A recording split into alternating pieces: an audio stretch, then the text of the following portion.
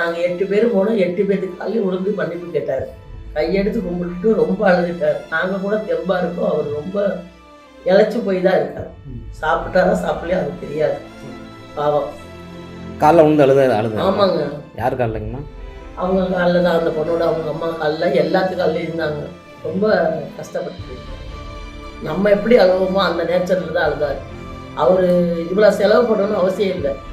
இது அவர் சொந்த உழைப்பில் வந்த காசு, மற்றவங்க காசெல்லாம் கிடையாது. இதை அவர் இவ்வளவு கேட்கணும்னு நம்மக்கிட்ட ரிக்வஸ்ட்டு கிடையாது.